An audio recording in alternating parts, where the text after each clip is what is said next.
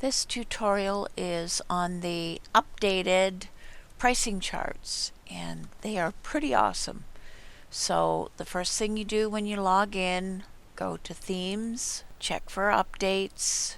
So now that we're updated, we're going to go to ThemeJack Biz, over to the flyout window, and down to Pricing Tables.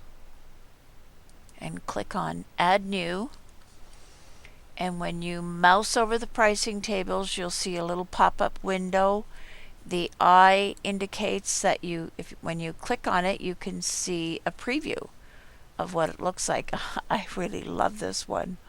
Okay, so let's take a peek at a few more. Really reactive, that's fun. Okay, so when you've looked at enough and you've decided which one you want to use, you click on the check mark and then scroll down the screen, and here is your pricing table to be edited. And you're going to give it a name and select a color. I quite like this green, so I think I will just leave it.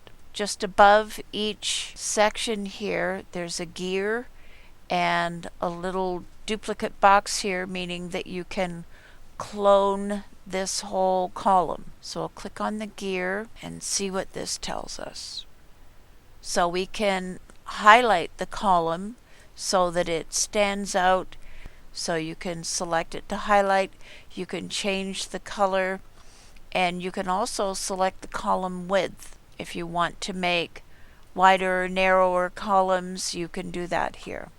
And then save settings. So the first column, you can change the settings, or you can clone it.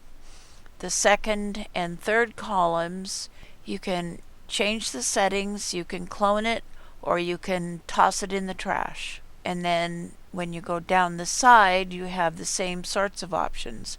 If you want to add a new row, you go and click on the clone button and it adds another row, and you can come along and edit all this information. Okay, so you can clone the first row, you can clone or toss in the trash for the following rows. When I come here and click, I can edit.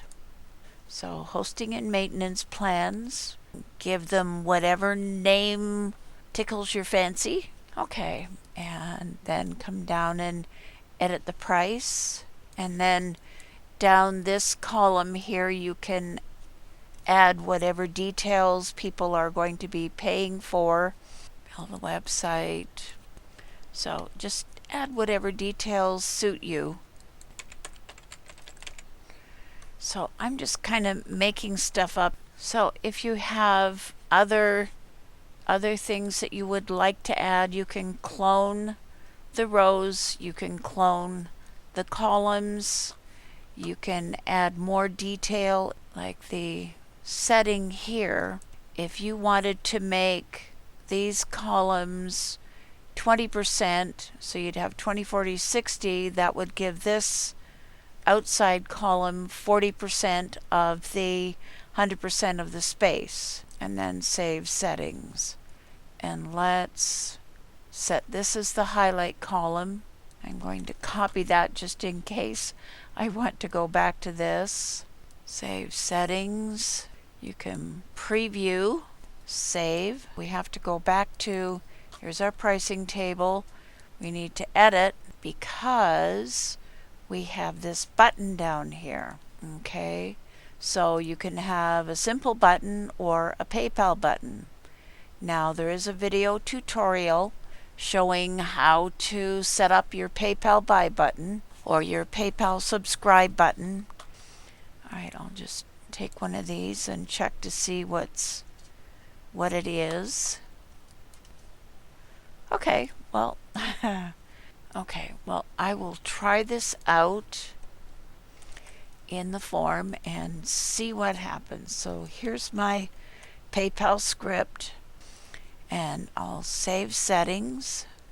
Okay, so I've updated, and now we'll go and add a page. So Click on Pages, Add New, give it a name, use Jack Page Builder, add columns.